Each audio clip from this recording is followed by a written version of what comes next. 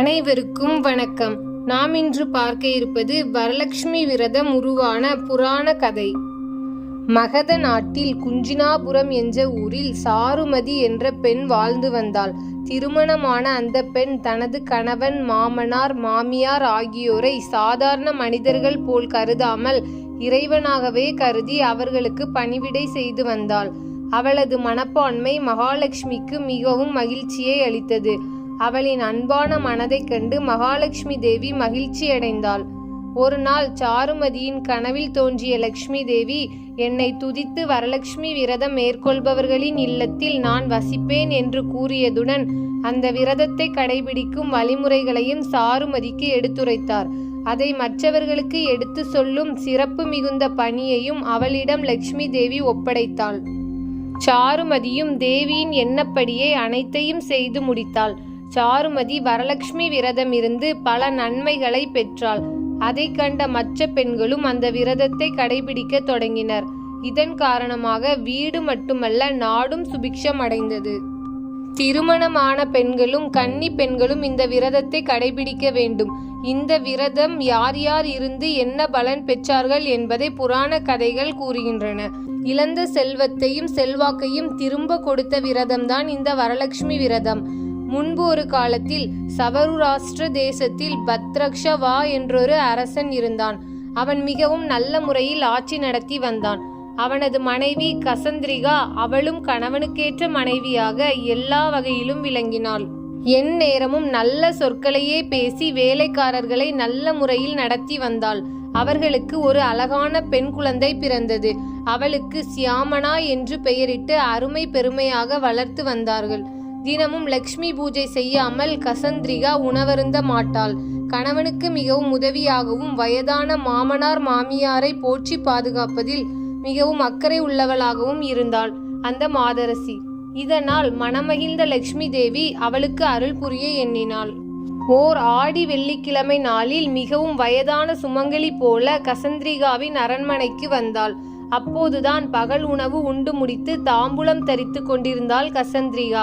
அந்த சுமங்கலியை வரவேற்று உரிய முறையில் உபசரித்தாள். வெற்றிலை, பாக்கு, குங்குமம், மஞ்சள் முதலிய மங்கள பொருட்களை கொடுத்தாள்.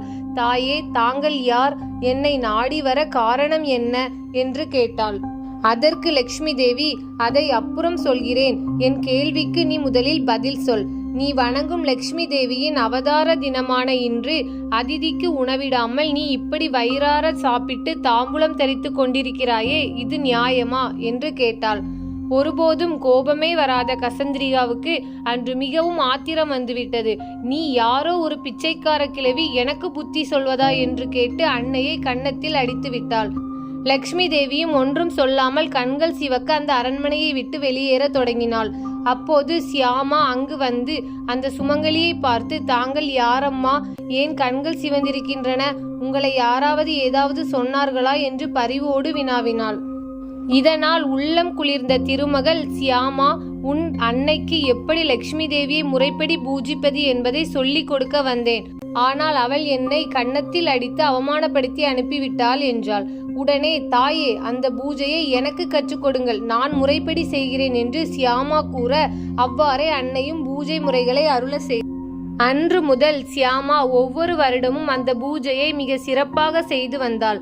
லட்சுமி தேவி அரண்மனையை விட்டு நீங்கியதால் பத்ரவர்ஷா அரசனின் செல்வங்கள் குறைய ஆரம்பித்தன. அனைத்து செல்வங்களும் தன்னை விட்டு போகும் முன் தனது மகளுக்கு திருமணம் செய்து வைக்க முயன்றான். சியாமா வருடந்தோறும் வரலட்சுமி பூஜை செய்து வந்த பலனால் அவளுக்கு அவளை போற்றி பாதுகாக்கும் கணவனாக மாலாதரன் என்ற மன்னன் வாய்த்தான். சியாமா கணவன் வீடு சென்றாள். பத்ரஷாவாவின் எதிரிகள் அவனையும் அவனது மனைவியையும் நாட்டை விட்டு துரத்திவிட்டு ஆட்சி அதிகாரத்தை பிடித்து கொண்டனர். நாட்டை விட்டு வெளியேறி காட்டில் அலைந்தனர் இருவரும். தன் பெற்றோரின் நிலை சியாமனாவை மிகுந்த வருத்தத்திற்குள்ளாக்கியது. அவர்களை தன் நாட்டுக்கு அழைத்து உணவிட்டு காத்து வந்தாள். ஒரு முறை அவள் ஒரு குடம் நிறைய பொற்காசுகளை போட்டு தனது தாயிடம் கொடுத்து, இதை வைத்து பிழைத்து கொள்ளுங்கள் என கூறினாள். கசந்திரிகா தொட்டதும் அந்த பானையில் இருந்த தங்க காசுகள் எல்லாம் கரிகளாக மாறி போனது. இதை கண்ட சியாமாவுக்கு அப்போதுதான் தன் தாய் அந்த சுமங்கலியை அவமானப்படுத்தி அனுப்பிய நிகழ்ச்சி நினைவுக்கு வந்தது.